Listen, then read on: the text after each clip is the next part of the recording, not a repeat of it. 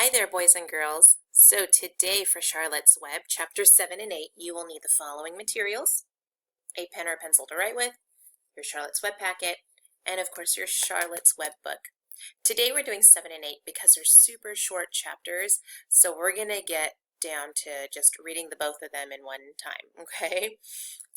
So go ahead and get the things you need and pause the video. All right, welcome back. Let's take a look at some of the new vocabulary for chapter 8 and 9. We will see this word, butcher, okay? Butcher just means to kill animals for food, okay? So to kill them because you need to eat. Of course, a butcher is also a person who kills animals for food, okay? We have this word. It's a very fun word to say, anesthetic. Anesthetic. And an anesthetic is a painkiller, so something to take away your pain. There is this word we'll see in chapter 7, hysterics. Hysterics. And when we talk about hysterics, we're talking about uncontrollable behavior, someone who is crazy. People who are acting crazy are in hysteria or hysterics, okay? Or acting hysterical. In chapter 8, we'll see this word, radiant. And something that is radiant means it's bright or it's glowing. So there's something that could be radiant like the sun, or someone can be radiant. Now you're not glowing or anything, but you're really bright and glowing in a sense like people notice you, okay? So that's what radiant means. Some of you might have heard this word, the dump. Dump is just another word for the junkyard, or as we know it, a landfill, garbage, place where they just dump trash, okay? And some of you might actually have this in your house, a slingshot. If you don't have a slingshot or don't know what it is, it's this type of tool, a small Y-shaped weapon. And it's Y-shaped because it's from a branch of a tree, and you cut it so that it looks like a Y, and then you tie this rubber band around it, and you put rocks at the end of the rubber band. You pull it back and you let go. Fun. I actually bought a slingshot in Mexico once, so it's pretty cool. And finally, the word adore.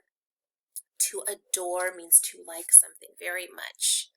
And can you think of another word that means the same thing as adore? Yeah, love, right? So love and adore, they mean pretty much the same thing, to like or love something very much. All right, let's start by looking at our questions from chapters 7 and 8 before we begin.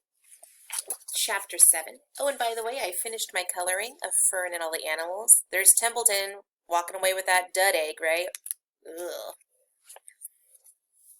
Chapter 7. Wilbur eats 3 meals a day and was getting bigger. Is that true or false? We'll see in chapter 7. What is the bad news that Wilbur finds out about in this chapter? So he's going to learn some bad news, and the title of the chapter is called Bad News. So we'll write about that in question number 2. Number 3, why would they do this? Now we don't really know what that means, but maybe by the end of chapter 7 we'll figure it out. How did Wilbur respond to the bad news? So basically, what did he do after hearing it? Do you think this will happen? And this we're not quite sure. I'm assuming it's the bad news. Will it happen, yes or no? Charlotte told Wilbur she is going to save him. Make a prediction of how she may be able to do that. How is she going to be able to save this pig? Doesn't sound like it's good for Wilbur right now. And chapter 8, here we go. Circle the things that Fern told her parents about the farm. So in this chapter, we're going to see Fern talking about the farm to her parents. Let's see if these are things that Fern will say. The goslings hatched. Wilbur adored Charlotte. Wilbur doesn't like his food. Charlotte drinks her blood, or the lamb plays with Wilbur. So we're going to circle the things that she does tell her parents. Number 2, why are Fern's parents worried about her? So we're going to learn why they are so worried and concerned. Number 3, cause and effect, meaning something happened, something was done in chapter 8, and what did it lead to? Okay, so what did this cause lead to? Fern's parents are worried about her. So what are they going to do about it?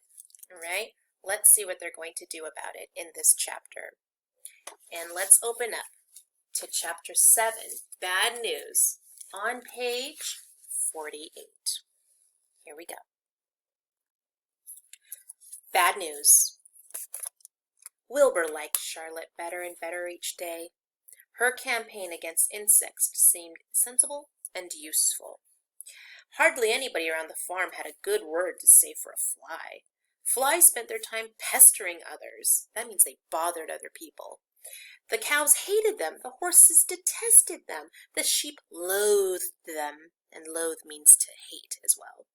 Mr. and Mrs. Zuckerman were always complaining about them and putting up screens. Do you put a screen up at your house to protect from the flies and other things that might fly into your house? I do. Wilbur admired the way Charlotte managed. He was particularly glad that she always put her victim to sleep before eating it. "It's real thoughtful of you to do that, Charlotte," he said. "Yes," she replied in her sweet musical voice. "I always give them an anesthetic so they won't feel pain. It's a little service I throw in." As the days went by, Wilbur grew and grew. He ate 3 big meals a day. Oh, there's our answer. He spent long hours lying on his side, half asleep, dreaming pleasant dreams. He enjoyed good health, and he gained a lot of weight. One afternoon, when Fern was sitting on her stool, the oldest sheep walked into the barn and stopped to pay a call on Wilbur. "Hello," she said. "Seems to me you're putting on weight." "Yes, I am. Yes, I guess I am," replied Wilbur. "At my age, it's a good idea to keep gaining." "Just the same, I don't envy you," said the old sheep. "You know why they're fattening you up, don't you?" "No," said Wilbur. "Well, I don't like to spread bad news," said the sheep, "but they're fattening you up because they're going to kill you, that's why." "They're going to what?" screamed Wilbur. Fern grew rigid on her stool. That meant she's kind of sat up straight. "Kill you, turn you into smoked bacon and ham," continued the old sheep. "Almost all young pigs get murdered by the farmer as soon as the real cold weather sets in. There's a regular conspiracy around here to kill you at Christmas time. Everybody is in the plot. Lurvy, Zuckerman, even John Arable." "Mr. Arable?" sobbed Wilbur. "Fern's father?" "Certainly. When a pig is to be butchered, everybody helps. I'm an old sheep, and I see the same thing, same old business, year after year. Arable arrives with his 22, shoots the—" "Stop!" Wilbur screamed. "I don't want to die! Save me, somebody, save me! Fern was just about to jump up when a voice was heard. "Be quiet, Wilbur," said Charlotte, who had been listening to this awful conversation. "I can't be quiet!" screamed Wilbur, racing up and down. "I don't want to be killed. I don't want to die. Is it true that what the old sheep says, Charlotte? Is it true they're going to kill me when the cold weather comes?" "Well," said the spider, plucking thoughtfully at her web, "the old sheep has been around this barn a long time. She has seen many a spring pig come and go. She says they plan to kill you. I'm sure it's true. It's also the dirtiest trick I have ever heard of, what people don't think of." Wilbur burst into tears. "I don't want to die," he moaned. "I want to stay alive, right here in my comfortable manure pile with all my friends. I want to breathe the beautiful air and lie in the beautiful sun." "You're certainly making a beautiful noise," snapped the old sheep. "I don't want to die," screamed Wilbur, throwing himself to the ground. "You shall not die," said Charlotte briskly. "What? Really?" cried Wilbur. "Who's going to save me?" "I am," said Charlotte. "How?" asked Wilbur. "That remains to be seen. That means she's not quite sure." But I am going to save you, and I want you to quiet down immediately. You're carrying on in a childish way. Stop your crying. I can't stand hysterics. So what they're going to turn poor Wilbur is into some smoked bacon, which is this stuff, smoked bacon, and they cut a big giant chunk of it and then they'll cut it into strips like bacon. Or they'll take him and turn him into ham. How many of you have eaten either one of those things? I have, and I love it. All right, let's move on to Chapter 8 and finish up Part 1 of Charlotte's Web today. Chapter 8, A Walk at Home. On Sunday morning, Mr. and Mrs. Arable and Fern were sitting at breakfast in the kitchen. Avery had finished and was upstairs looking for his slingshot. "Did you know that Uncle Homer's goslings had hatched?" asked Fern. "How many?" asked Mr. Arable. "7," replied Fern. "There were 8 eggs, but 1 egg didn't hatch, and the goose told Templeton she didn't want it any more, so he took it away." "The goose did what?" asked Mrs. Arable, gazing at her daughter with a queer, worried look. Queer just means a strange look. "Told Templeton she didn't want an egg anymore. She didn't want the egg anymore," repeated Fern. "Who is Templeton?" asked Mrs. Arable. "He's the rat," replied Fern. "None of us like him much." "Who's us?" asked Mr. Arable. "Oh, everybody in the barn cellar. Wilbur and the sheep and the lambs and the goose and the gander and the goslings and Charlotte and me." "Charlotte?" said Miss Arable. "Who's Charlotte?" "Oh, she's Wilbur's best friend. She's terribly clever." "What does she look like?" asked Mrs. Arable. "Well, said Fern thoughtfully. "She has 8 legs. All spiders do, I guess." "Charlotte is a spider?" asked Fern's mother.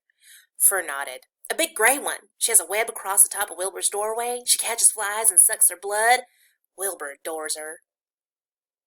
"Does he really?" said Mrs. Arable rather vaguely. She was staring at Fern with a worried expression on her face. "Why do you think she's worried?" "Yeah, because Fern's talking to animals, right?" "Oh, yes, Wilbur adores Charlotte," said Fern. "Do you know what Charlotte said when the goslings hatched?"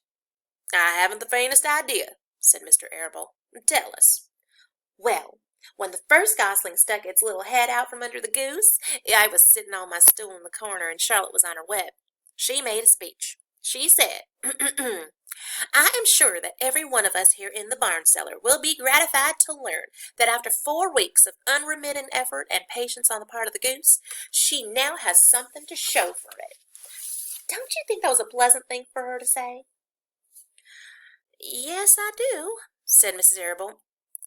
"And now, Fern, it's time to get ready for Sunday school. Tell Avery to get ready. Sunday school is like a school for church. And this afternoon you can tell me more about what goes on in Uncle Homer's barn. Aren't you spending quite a lot of time there? You go there almost every afternoon, don't you?" "I like it there," replied Fern. She wiped her mouth and ran upstairs. After she had left the room, Mrs. Arable spoke in a low voice to her husband. "I worry about Fern," she said.